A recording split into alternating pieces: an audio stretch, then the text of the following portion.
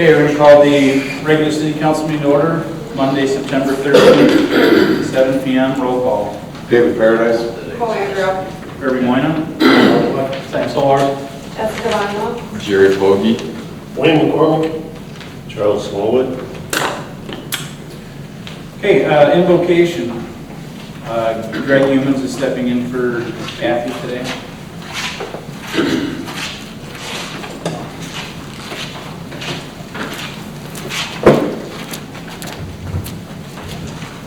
Before the invocation, I was asked to do a remembrance.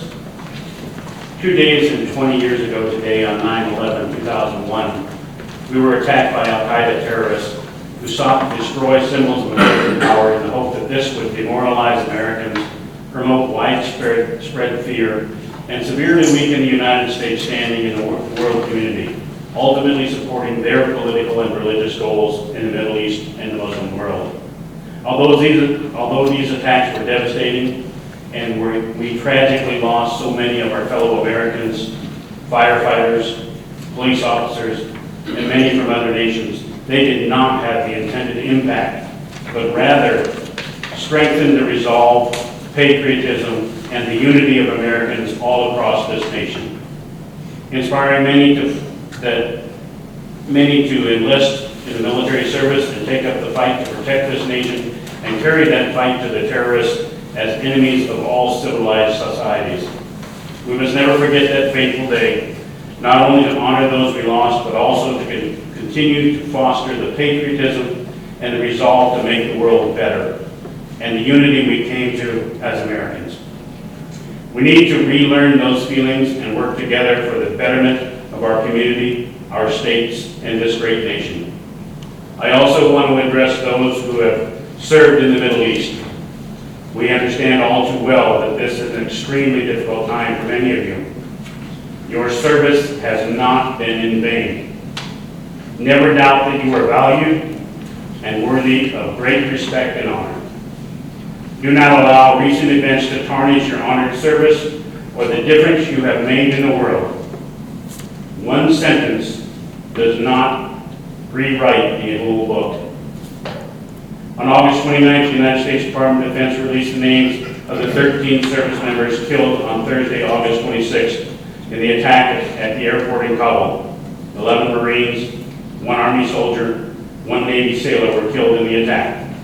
The attack was the single deadliest enemy strike against the U.S. forces in Afghanistan since August 2011, when the Taliban militants shot down a Chinook helicopter, killing the 30 U.S. troopers on board.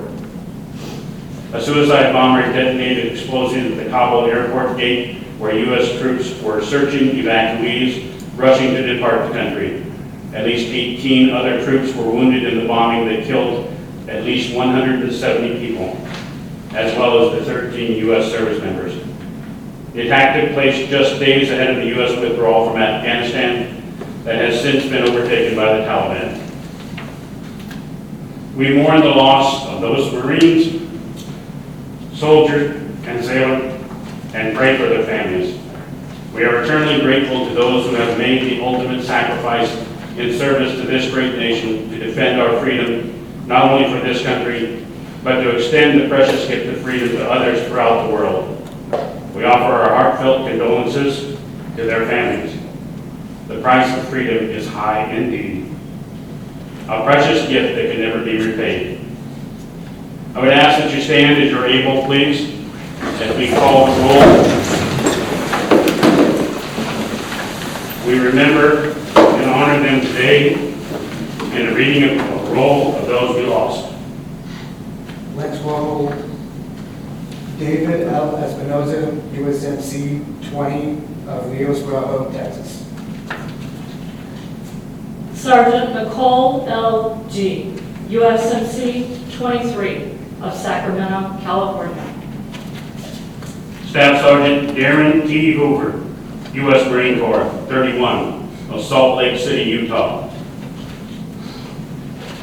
Staff Sergeant Ryan C. Nouse, U.S. Army, 23 of Corryton, Tennessee. Corporal Hunter Lopez, U.S. Marine Corps, 22 of Indio, California. Lance Corporal Riley J. McCollum, USMC 20 of Jackson, Wyoming. Lance Corporal Dylan R. Marola, USMC 20 of Rancho Cucamonga, California. Lance Corporal Kareem M. Nicoui, U.S. Marine Corps, 20 of Norco, California. Corporal Dagan William Tyler Page, USMC 23 of Omaha, Nebraska. Sergeant Johanny Rosario Cardio, USMC 25 of Lawrence, Massachusetts. Corporal Humberto A. Sanchez, U.S. Marine Corps, 22 of Logansport, Indiana. Lance Corporal Jared M. Schmitz, USMC 20 of Charles, Missouri. Hospital Corpsman Maxton W. Sobiak, U.S. Navy 22 of Berlin Heights, Ohio. This completes the calling of the roll. Please remain standing for the invocation. Dear Lord, thank you on behalf of all who have gathered here today.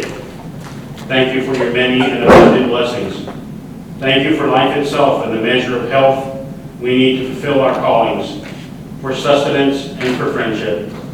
Thank you for the ability to be involved in useful work and for the honor of bearing appropriate responsibilities. Thank you for the freedom to embrace you and to worship as you call us to believe.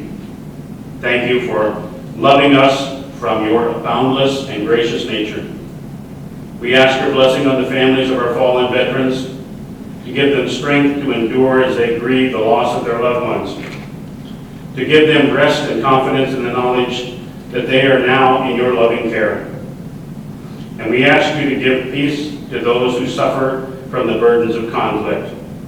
Let them lean on you for strength and guidance. We come to you in this hour asking for your blessing and help as we are gathered together. We ask you to give our leaders wisdom to govern amid the conflicting interests and issues of our times. Confidence and discernment in what is good and fitting. The ability to work together in harmony even when there is honest disagreement. I pray for the agenda set before them today. Please give us an assurance of what would please you and what would benefit those who live and work in and around our city and community. We pray for guidance in the matters at hand and ask that you would clearly show us how to conduct our work with spirit of joy and enthusiasm. Give us the desire to find ways to excel in our work. Help us to work together and encourage each other as we achieve excellence. We ask that you would challenge each other to reach higher and farther, to be the very best that we can be. We ask this in your holy name. Amen. Thank you.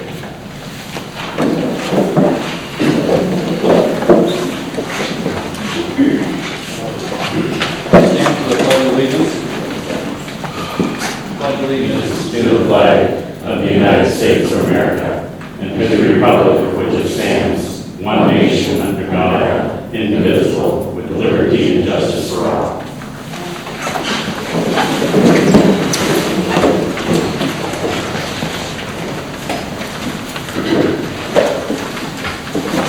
Okay, approval of the amended agenda.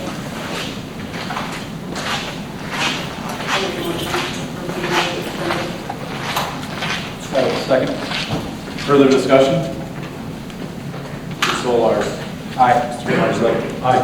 Vote yes. Ms. Andrea. Yes. Mr. Paradise. Aye. Motion passes 5-0. Approval of the consent agenda. Make a motion to approve the consent agenda.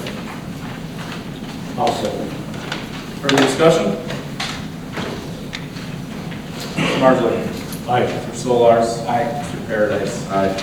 Andrea. Aye. I'll vote yes. Motion passes 5-0. Wright County Sheriff's Office. Nothing? If you guys have something. Okay. City council. City council meeting, city council special meeting, city council workshop, and the Montrose Community Dinner. City council meeting, workshop, special meeting, the dinner as well, and the 9/11 tribute. Had the city council meeting, union negotiations, a meeting / presentation with the Senate Budget Committee, special council, the city council training, and a developer meeting. At City Council, meeting with the developers and our planner, budget meeting, Wright County Board of Commissioners, union negotiations, League of Minnesota Cities training, meeting with Gary Brummer and Blair's, Chamber of Commerce, council workshop. That's it. Council meeting, special council meeting, workshop, and planning and zoning. Fire department? Good evening, council, mayor. Included in your packet is the activity report for August 2021. Just a special note, we broke our previous record, which was in August of 2020 with 38 calls, so we were busy throughout all of August this year. Our old tender did sell for $8,200 through Gov Deals and online auction site, so we'll be getting those funds soon back into our account. So, any questions on the activity report? One other thing to mention, Fire Prevention Week this year is October 3rd through October 9th. The NFPA theme this year is Learn the Sounds of Fire Prevention, and it's focused on smoke alarms and smoke detectors. It's important to have smoke alarms installed in every level of your house, inside bedrooms and outside sleeping areas. Test smoke alarms every month, talk with family members about a fire escape plan, and practice the plan twice a year. If a fire does occur in your home, get out and stay out and call for help. This year, select grades from Montrose Elementary School will be coming down to visit the station and get a tour. And then we're also going to be bringing a couple of our trucks out there during recess time over that week, 1 or 2 days probably. So still stay true to our fire prevention stuff and be giving them some things to talk about in the classroom as well. So. And the only other thing on the agenda is the fire chief appointment. The city received one application for the fire chief appointment position, and it was from Mr. Triplett. I've included a letter from Mr. Triplett in there as well as a staff recommendation to reappoint him as fire chief. I will make a motion to reappoint Mr. Kevin Triplett as fire chief for the next 2 years. I will second.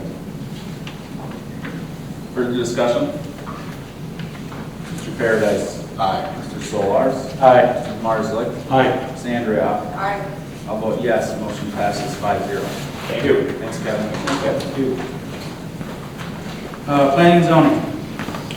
Yes, the planning and zoning meeting on August 11th, we discussed the commission application for Catherine Nyberg. We voted, motion carried 3-0. We discussed chickens in residential areas and decided to have a public hearing on that. And city planner updated us on preserves and rolling meadows.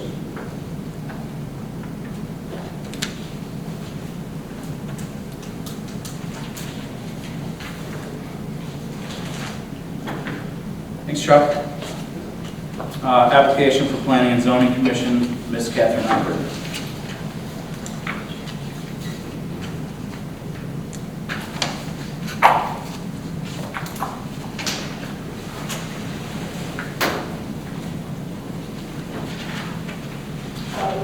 In your packet, you'll find the application for Planning and Zoning Commissioner from Ms.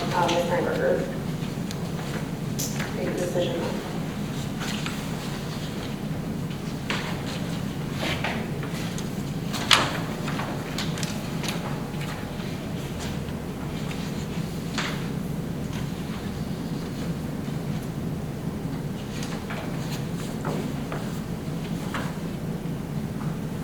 Discussion?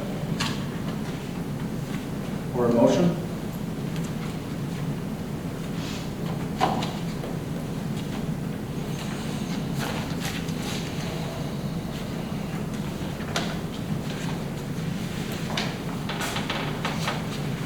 We have discussion and motion. Are we able to ask her a few questions? You able to come up? That'd be great, yeah. I have a few questions.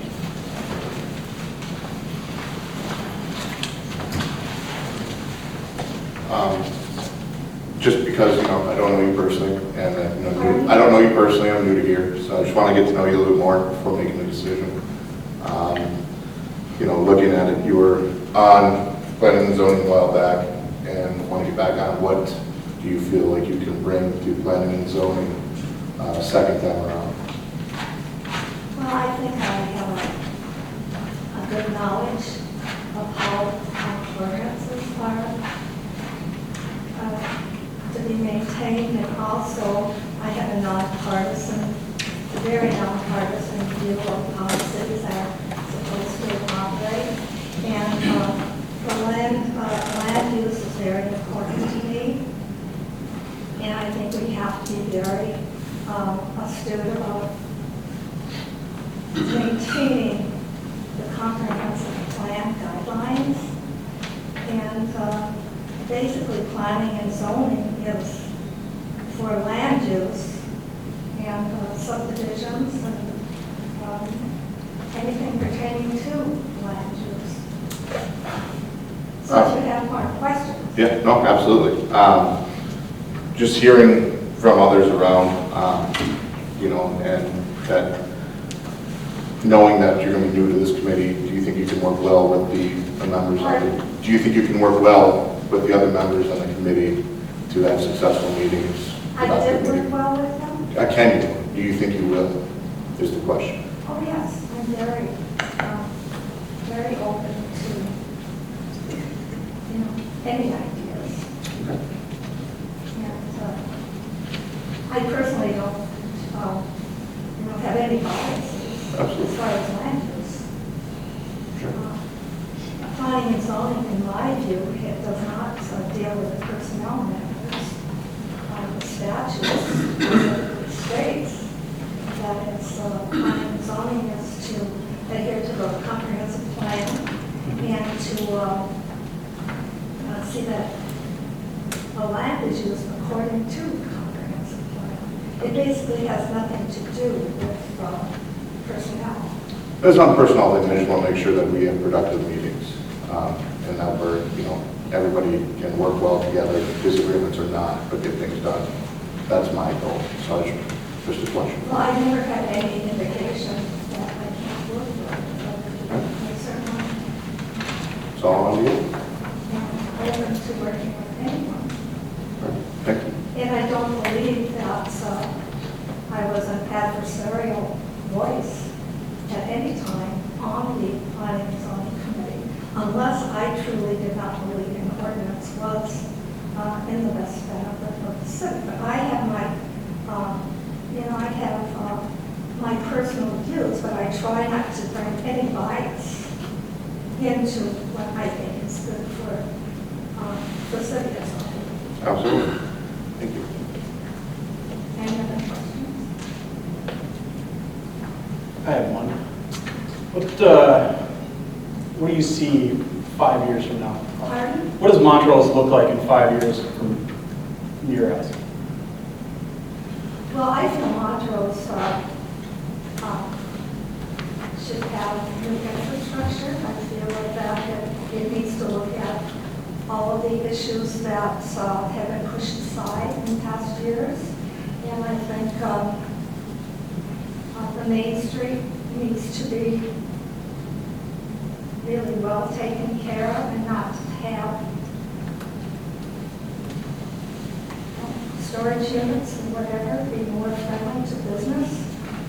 And to definitely look at any subdivisions that we have in Montrose right now is a big community. And I think we have to make sure that we are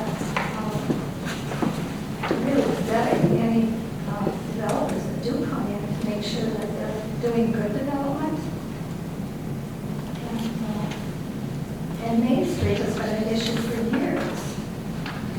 Business is very important, but so are the residential areas. Now, what do you think would be the hindrance for that? Pardon? What would slow your vision down? My vision? Yeah, so 5 years from now, what do you think would hamper, Pardon? what do you think would hamper what you envision Montrose to be? Well, I believe it is a better community. Right. And it's commuters, basically.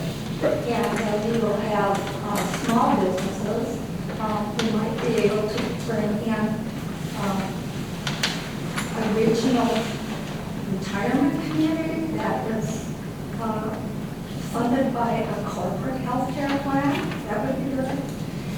You can always look at bringing in any regional healthcare facilities. That's always good for a community.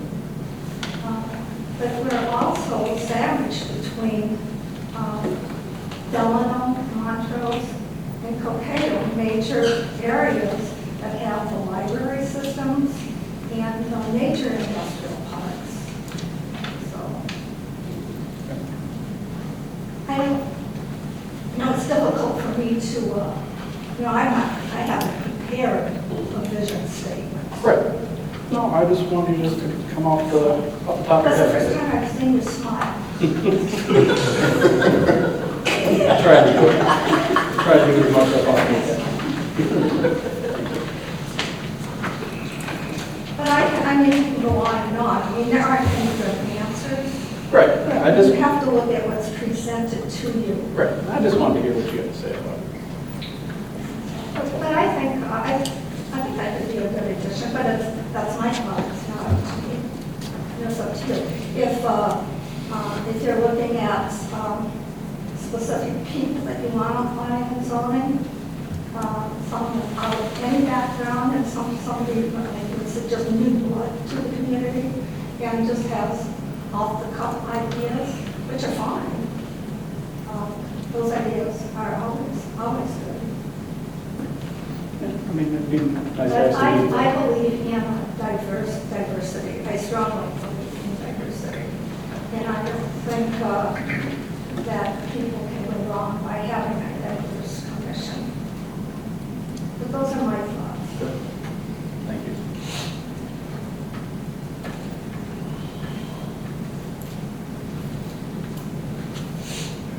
Any more questions?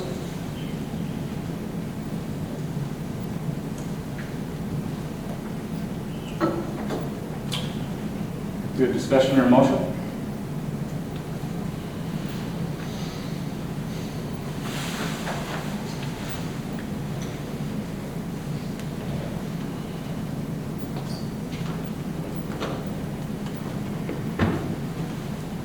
Discussion or motion?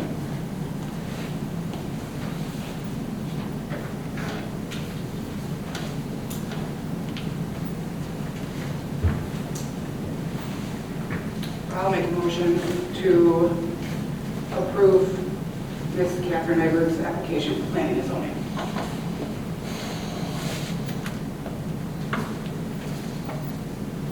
We have a second.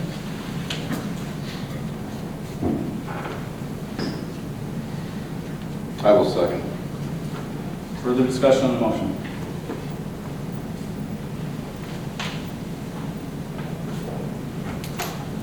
Mr. Martin?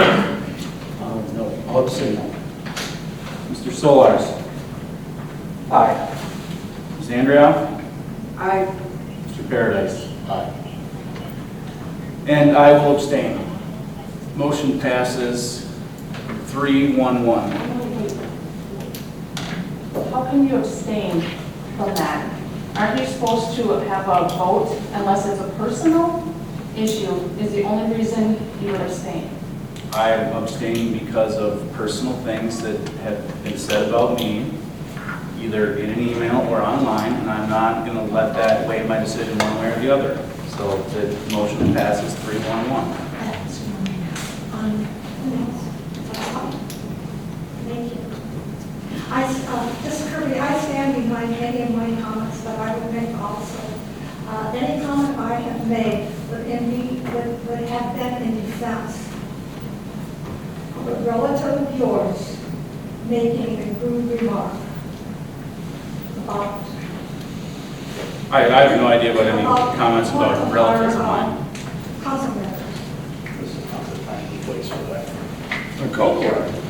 So, next order of business is the resignation of Justin Emery.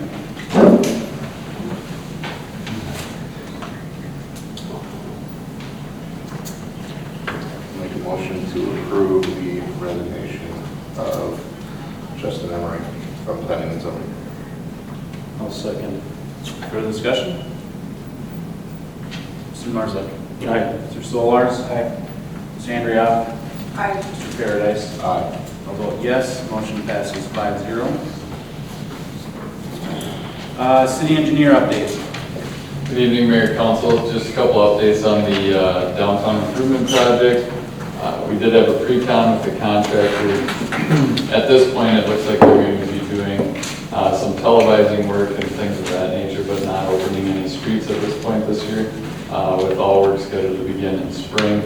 However, CenterPoint Energy is scheduled to be in town approximately the 20th to begin relocating gas mains in advance of the project, so that's a good thing, so that they're out of the way before construction, the backhoes get in here. And we've received a lot of calls about trees, as I'm sure you've all seen. We've got pink ribbons tied around the trees that have been identified through the plan preparation process as needing to be removed. We've received many calls, and we are reviewing them on an individual basis. Primarily, the reason for tree removal is utility conflict, roadway conflict, and a lot of them are related to curb stops, which is the water shut off in people's yards, and the sanitary sewer services. The project does call for the replacement of the sanitary sewer and water main, along with those services from the street up to the right-of-way. And a lot of these trees are within the right-of-way with curb stops right next to them. And they do present a safety issue for the contractors that are installing new services. However, we are reviewing those with the contractor on a case-by-case basis to make a determination whether or not the trees can be saved. There are a lot of mature trees in the project, and they're very large, and they definitely, we need to take a close look at them because we don't want to be creating a safety problem as part of the construction of the project. So with that, I'll stand for any questions that council might have. So you're reviewing what trees were already previously marked, and then, or they're reviewing what trees were previously marked, and then the ones that are going to get removed will only be ones that are necessary for the project? That's correct. And the homeowners involved, are they understanding of every step-by-step on this process too, so that they don't feel blindsided? So that's one thing that I would like to plug is the project website and notification system. We've been sending updates relatively frequently on that, particularly last week as it relates to when we started getting calls about the pink ribbons around the trees. So I'd encourage anybody that is not signed up for that website and those updates to do so, because that'll be the primary information conveyance medium that we'll be using to update residents. There'll be other things that we definitely need to communicate about access and things of that nature next year when there's big holes out in front of their houses. But certainly I would recommend that they do that. Jess, can that be found on the web, on our homepage? Yep, it's on the first couple page, part of the announcements. Thank you. Any more questions for Jared? You said CenterPoint, you meant Excel, right? What's the website? The website is available on our website, on the homepage. It's under announcements. Okay. Look it up for you. To answer the question, I said center point. Is it Excel though? It's center point. Oh, it's just center point. We have center point in town? Yeah. Gas. Yes. It's rolling along. It's Excel. I just want to make sure. Yeah. Because I've never had a center point truck. Yeah. Okay. That's, All right. Abigail is her name. Okay. All right. exactly, yeah, exactly, I was like,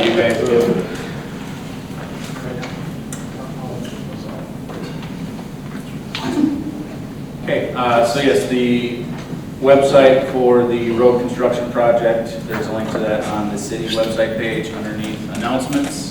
Yep, and it's www.montrosedt2021.com. thank you. Yep. Thanks, Jared. You bet. Thank you. Public Works. Mayor and council, we have Robin Haar here. She's a source water protection specialist with Minnesota Rural Water Association. Help explain our phase 2 of our wellhead protection. Good evening, Mayor and Council. Thank you for allowing just a few minutes to discuss the wellhead protection project that the city is currently involved in. Just to give a little bit of background, the wellhead protection plan is a requirement that you are meeting that is part of the Safe Drinking Water Act. And also, the state of Minnesota has a rule. Communities, public water suppliers around the state have been developing wellhead protection plans since the late 90s when the rule was put in place. So it's interesting that Montrose is just now developing a plan. Many other communities have had their plans in place for a while and are even maybe on their second generation plan. So the reason why you were brought in a little bit later in this program is because they knew just from the geology of the area that you were afforded some natural protection over your aquifer, and so they decided to leave those communities a little bit later. They could, had only so much staff at the health department to work on these projects. So here we are, finally.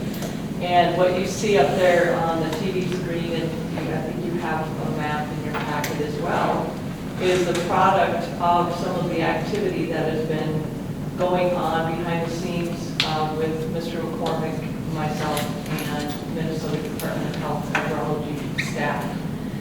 And I would just like to briefly explain the map a little bit, just so we all understand what that is.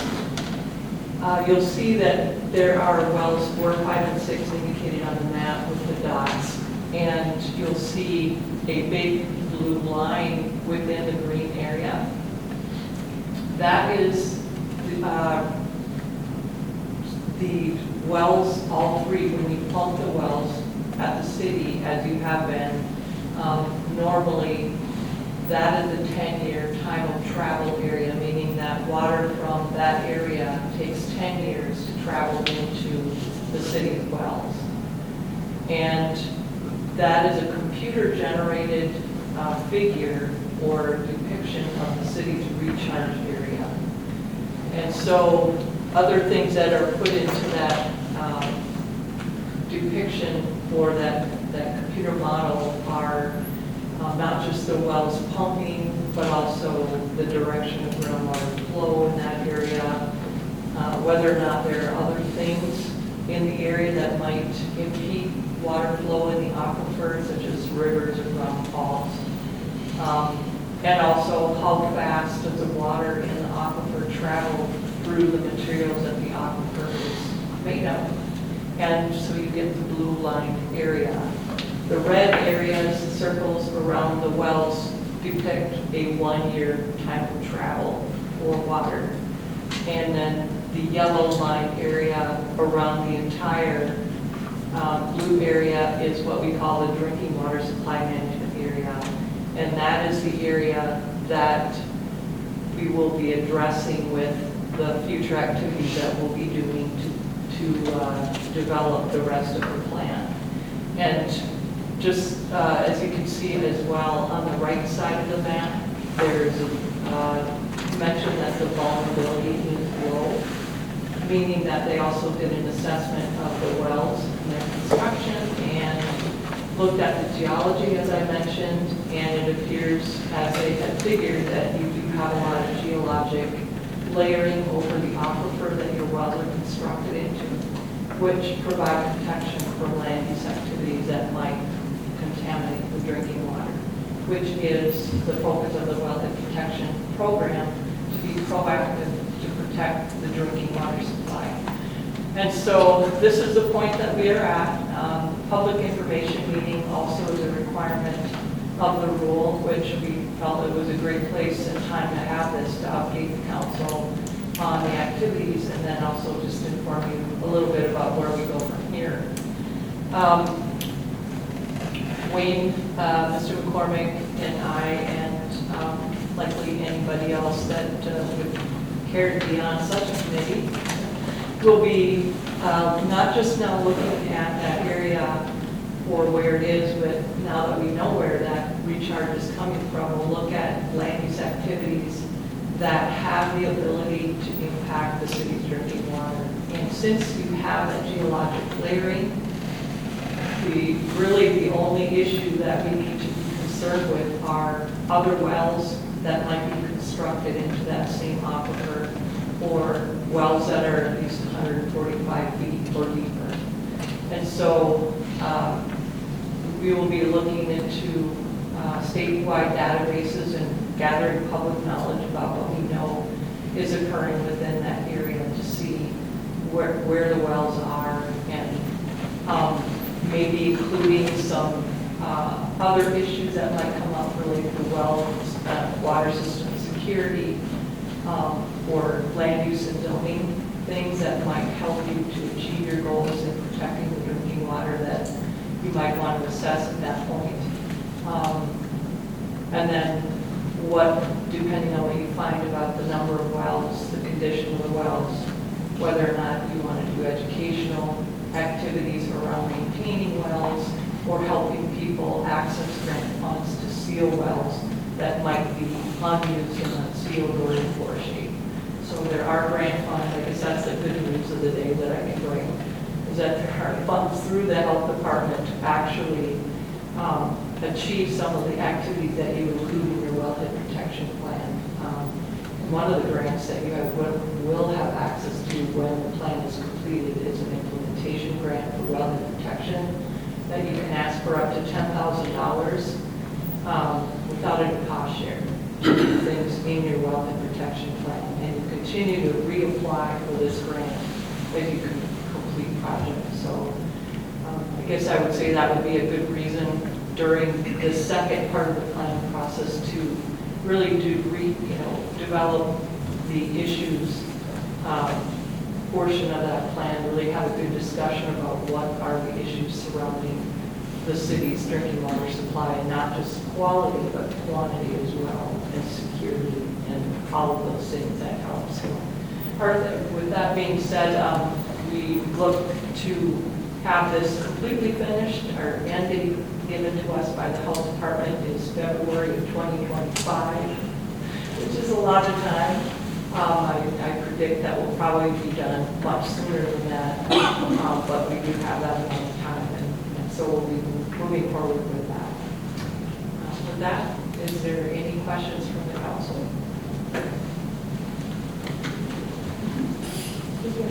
Thank you. Okay. Thank you, Robin. Good evening. Watering ban update? The watering ban is the same as it was. No watering, nothing's changed with the DNR. We did get closer to our goal. It was 17,228 gallons per day over the month of August. To meet their 25%, to meet the 50% above January, we made that. And then they lowered it to 25% over. So we're getting closer, so we have to keep it going. What is what's the daily amount as a city we're supposed to stay under? supposed to stay under 261,000. Per day. And last month, to meet the 50, we were at 236,288. Moving the goalposts on this. Yeah. So this has the DNR said anything about when they're going to relax it some more? No, but I had a resident, after I got done talking to him, he called the DNR. And the DNR kind of let him have it. He said, he called me back and said, we're supposed to listen to you people. You guys are right. You are mandated by them to do what you're doing. So I thought that was pretty good. He called me back anyway. Well, with the rain tonight and some more possibly this weekend, hopefully we get a little closer to what they're looking for. Right. So, it'd be nice to not have them telling us what to do.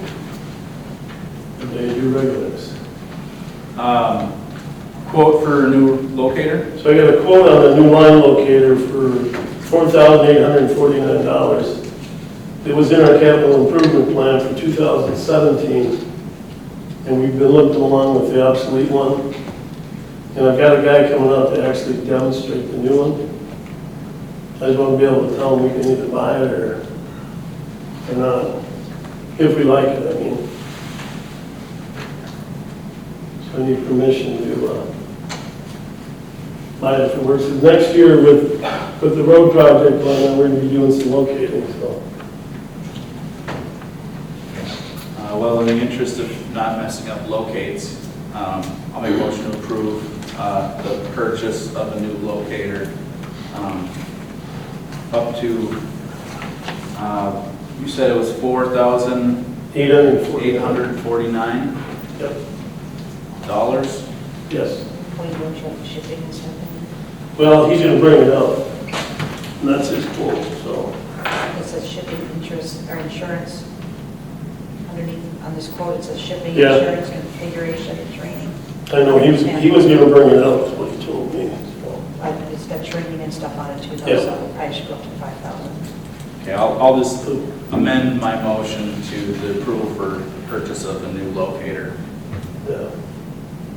And there might be a few extra things we might need, because there's a lot of accessories.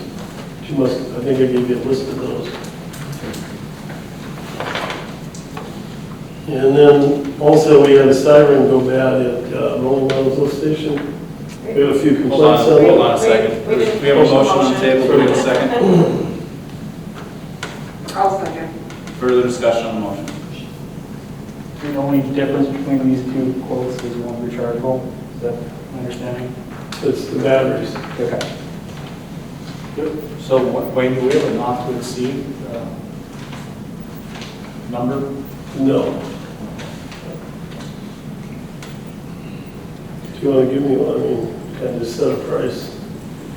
Well, what do you anticipate the extra things being? So we- $500? Yeah, something like that, because it'd be a little sound that we can run through a sewer line, in case the sewer line. Okay, so 5,500. Yeah.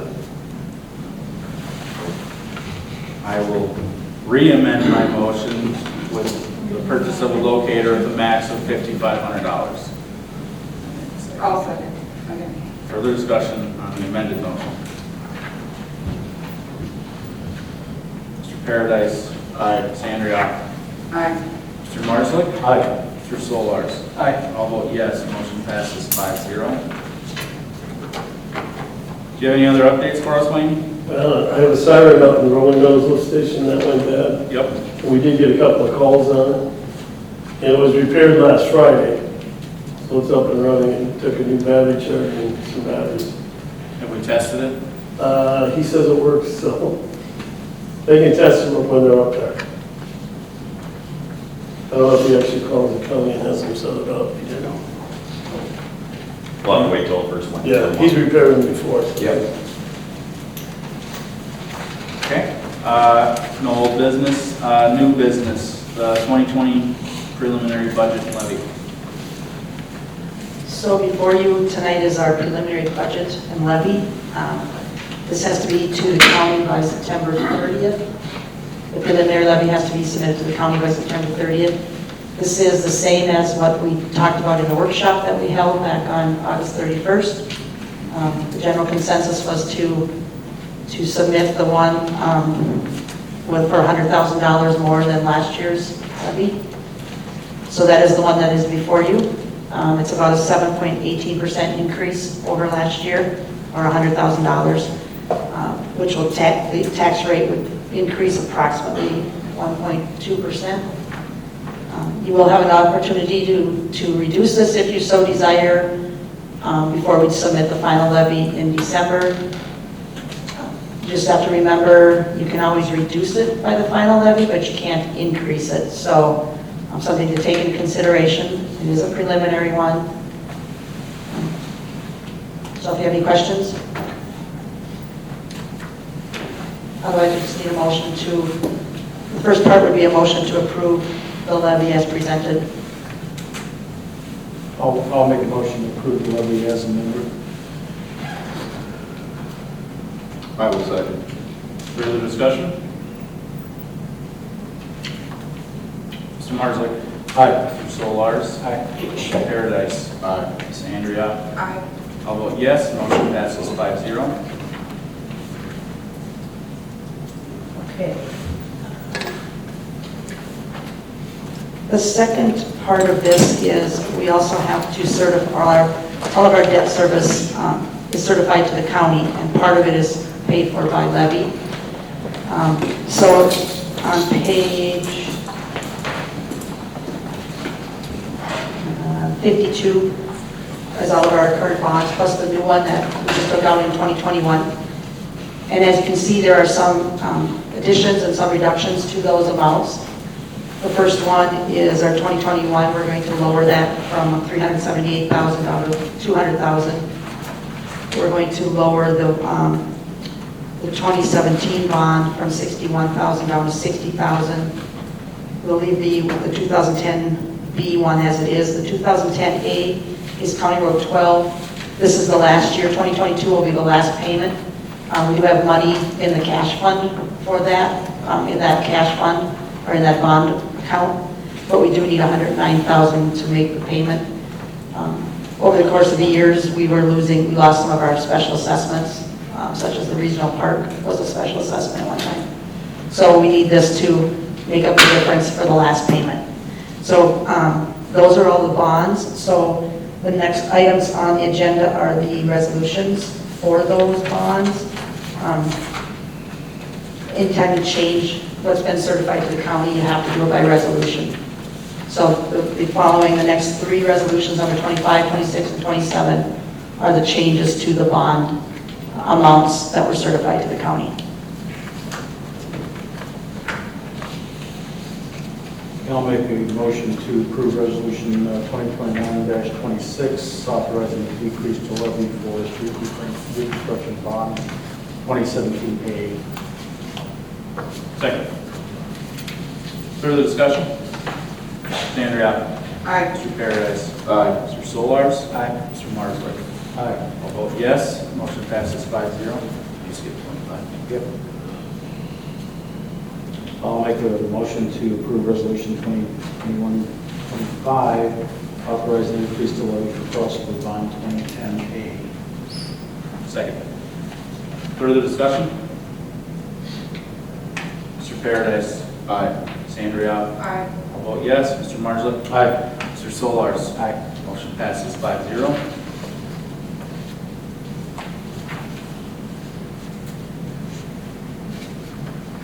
Okay, I'll make a motion to approve resolution 2021-27, authorizing a decrease to levy for street reconstruction bond 2021A. Second. Further discussion?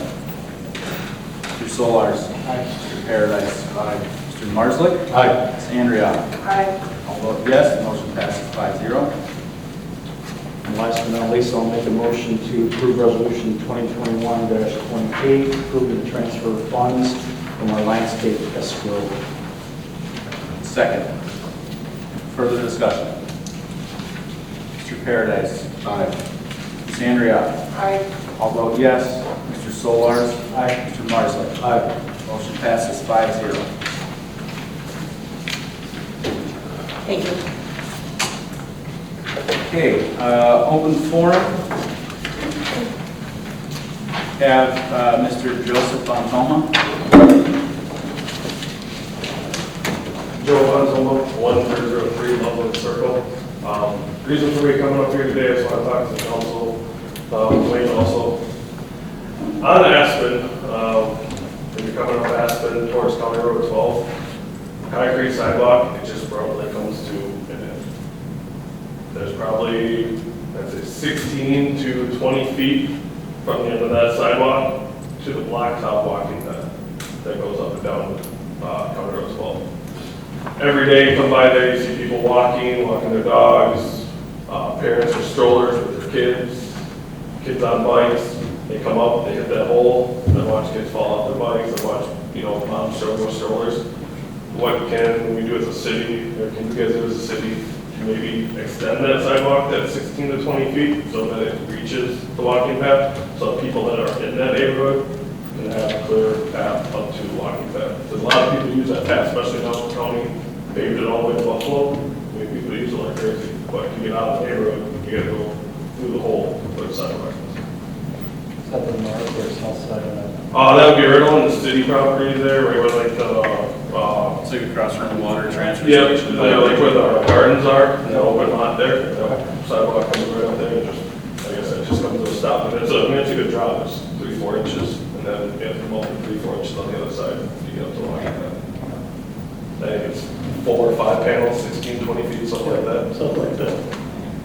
We got that sidewalk plan we're in the works with. We fill it in with something for now to get it level.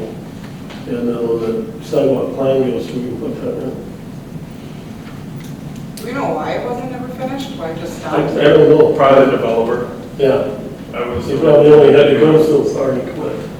Either that or maybe it was something with the county connecting to the path, I don't know, but yeah, it's literally just a 16, 20, or 20-foot section where it's just nothing. It's just come off the drop and then come back up to the side. But you said something's in the work, Wayne? Or what's in the work? Well, we talked about we're gonna put a bench and stuff there. Once the sidewalk is put in, which we're gonna eventually do. Do we have an ETA on that? Once that whole plan goes through, we'll have the money put away that we're gonna start doing that. So what can we do for now? We can fill it in with gravel or something to get it up to par, that they don't have to fall off in the wall. Thanks, Joe.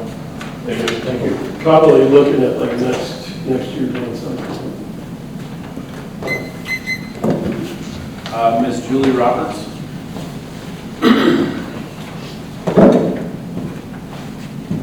Hi, everybody. So I live right across the street at 201 Center Avenue South. And I'm just here because all the trees around that house have pink ribbons. That's every single tree that's around the house.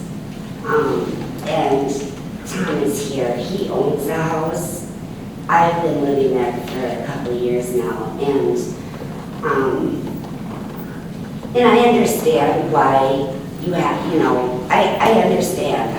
I've studied horticulture and all that. It's just that there's just so many reasons why I don't want all those trees to go at once. I mean, it's just gonna be such a shocker, number one, for my pocketbook in the heat next summer. It's gonna be, I mean, money-wise, yes. The beauty is gonna be gone. I do know trees have a really great healing mechanism. They can take a lot of torture.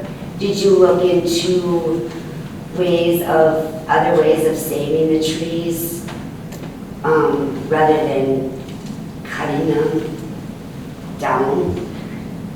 You mean transplanting them? No, like instead of cutting them down, in other ways of maybe slicing them or splitting them, or, other than just cutting them down before,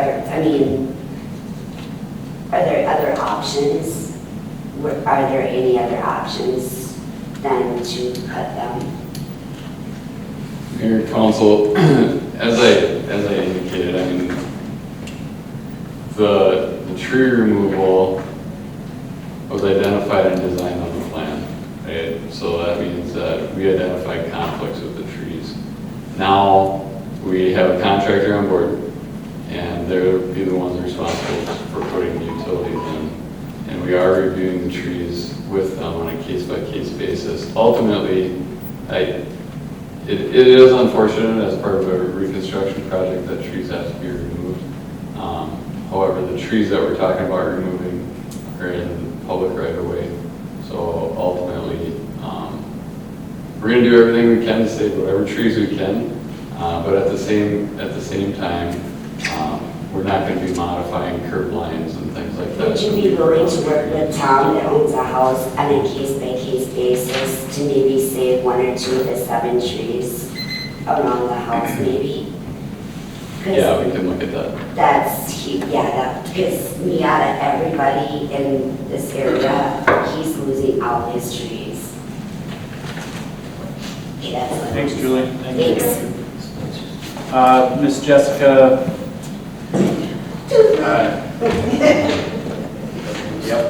Yep. I won't even try to look at that. Hi, I'm Jessica Tuesday, I live at 310 First Street South. So I'm in the horseshoe over there, and there's many of us that are really worried about the tree situation. In our front yard, we have 2 big flowering trees.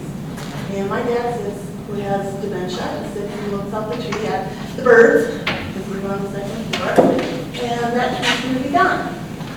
And it's only like, from where the line is, it's like right there at my tree, at my trees.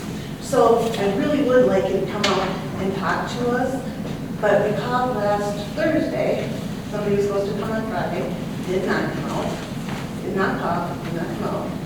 A call was made on Monday, said they'd be out Monday or Tuesday. It doesn't surprise me that they didn't come out today. Now we don't know what to say to you that would be said. So, when we look at how this is being handled for us knowing what's going on, all of a sudden when we come out of our house and there's ribbons, that doesn't feel good. So, we need more from you. We need to know what's going on. We need to have you come and not stand outside with somebody else talking and say, this is what we're going to do. We need to be part of that conversation. And we need to be part of how are those going to be paid for too. So, and I have a respect for all of us. Please do talk to us about our trees that are growing on our property. Thank you. Ms. Tina Hansen.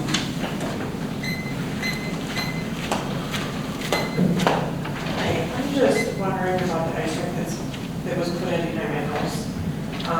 So most of it's up, there's just one section that's missing, but it is multicolored. It's brown, it's white, there's blue on it. Is someone going to paint that, or it's a huge eyesore tonight? So we have the park back there, everything's beautiful, but then you have this ice rink, which is great to have for the kids and everything, but it's an eyesore the way it's looking right now.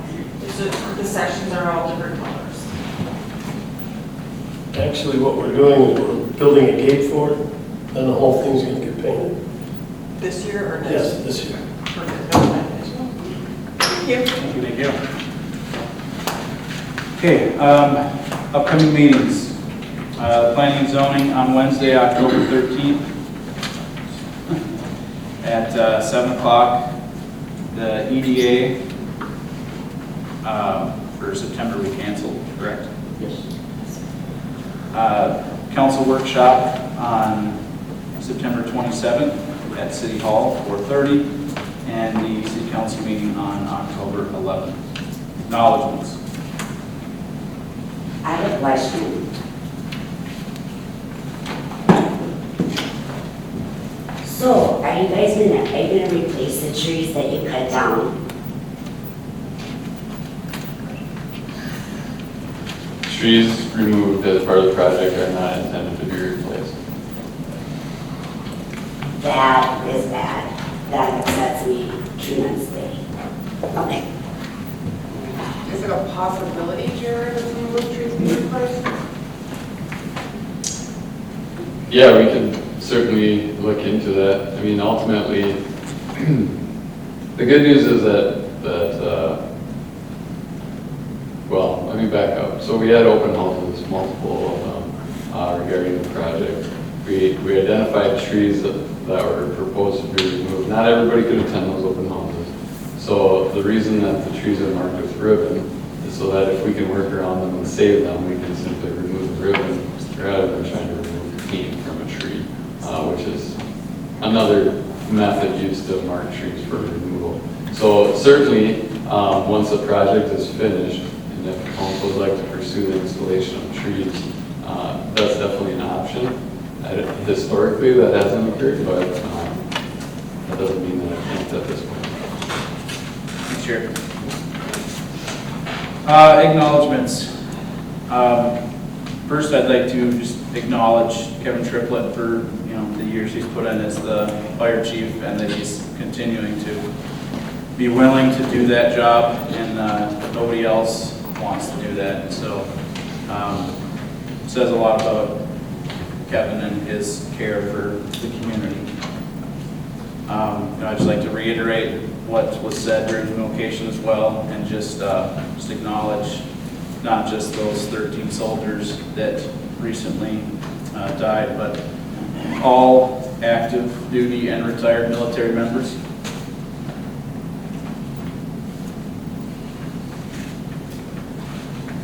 I'd like to go off what Greg said today too. We are 20 years and 2 days removed from probably our lifetime's one of the most tragic incidents that happened to our country. 2,977 people died that day in New York City and in Pennsylvania and at the Pentagon. I'd like to go back to when that happened, what life was like for all of us. I'd like us all to think about that. Think about how we were kind to one another. Think about how differing opinions didn't mean arguments and fighting. And I think that that's the healing that this city needs as well to think about during this time, is that you can have a disagreement, but we can talk about it professionally, courteously, and get on with our lives and be friends. So I feel like the lives lost on those days and where we're at as a country is detriment to their remembrance, and I think that we're doing a disservice to them, and I think that we can do better. Okay, this time the city council is going to go into a closed session to discuss the purchase of property within the city pursuant to Minnesota State Statute, Section 13D.05, Subdivision 3C3. And I will make a motion to close this meeting pursuant to Minnesota State Statute, Section 13D.05, Subdivision 3C3, to discuss and develop an offer for the purchase of property located at parcel identification number 112-010-002-020 and 112-010-002-011 within the city.